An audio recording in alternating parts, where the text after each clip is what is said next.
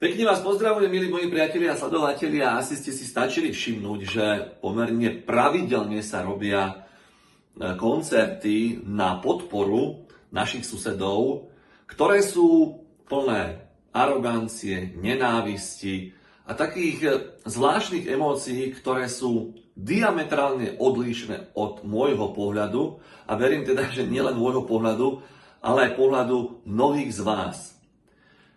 Tak som sa rozhodol opäť oprášiť koncert, ktorý som robil pred nejakými 3 rokmi, keď začal ten nezmyselný konflikt medzi dvomi tábormi, ktorý ešte stále nemá svojho víťaza, a ak na to niekto dopláca, tak sú to nevinní ľudia, a to len pre horúce hlavy a ľudí, ktorí majú v očiach krv a nenávisť. Tak som si povedal, že hádam by bolo správne, aby bol ten svet v rovnováhe, aby sme spravili trošku takú protiváhu. Takže keď niekto organizuje koncert pre Ukrajinu, tak prečo nespraviť a nezorganizovať koncert pre Slovensko? Nechcem ho však robiť formou komerčnou, ako boli tie predchádzajúce, ktoré boli v interiéroch a v kultúrnych domoch. Mňa tak napadlo, že by sme ho mohli spraviť na námestí. Čo poviete? Napríklad aj takej Bytči, lebo to mám pomerne blízko. A vy, ktorí by ste chceli prísť na takýto koncert, tak to máte takisto blízko zo Žiliny, z Považskej, z Trenčína. Diaľnica vedie vlastne až do tej Bytče. Takže by sme sa mohli vo veľkom počte stretnúť v prípade, že tu vám bije aspoň kúsok toho nášho slovenského a slovanského srdca a záleží vám na pokoji, na mieri a na takom peknom spolunažívaní jednotlivých štátov a národov a aj samozrejme aj tu na Slovensku. Jednoducho, že by sme šírili prostredníctvom tohto koncertu úplne niečo iné ako to, čo šíria tí iní ľudia z iného názorového prúdu. Podmienkou toho, aby sme to zrealizovali, milí priatelia, sú také základné veci, keďže my nedisponujeme, respektíve ja nedisponujem prísunom financií z rôznych finančných tokov, mimovládnych organizácií, tak by to muselo byť formou dobrovoľnosti. Dobrovoľnosti, jednoducho nezištne. Ja tam viem spraviť to, čo viem robiť, viem zabezpečiť ozvučenie, ale potrebujem pódium. Veľké pódium, veľký stage, možno najlepšie aj prekrytý. Priestor Bytči by na to bol, kde by sa to dalo rozložiť, tu by som si už s pánom primátorom poriešil.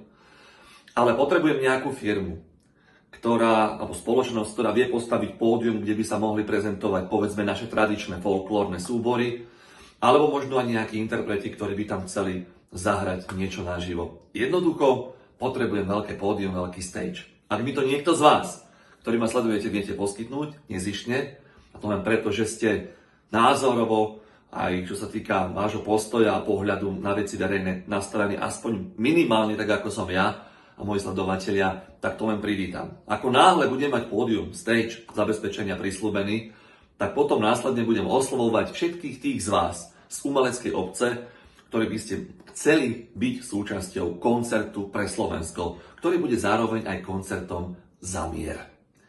Takáto myšlienka mi chodí po rozume, neviem, akú to bude mať odozvu, ale sám pre seba som si povedal, že pokiaľ niečo takéto nespravím, tak ma to bude nejak tu vnútorne zožierať.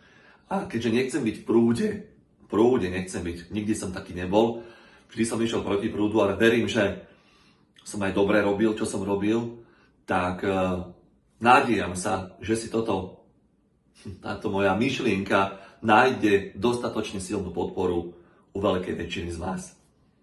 Budem sa tešiť a budem dúfať, že nás je viac ako tých, ktorí veľmi kričia. Veľmi kričia a poukazujú na seba, akí sú a čo chcú, ale pritom okolo seba šíria len nenávisť.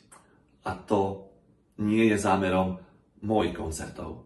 Nikdy nebolo a ani nebude. Tak budem čakať a veriť.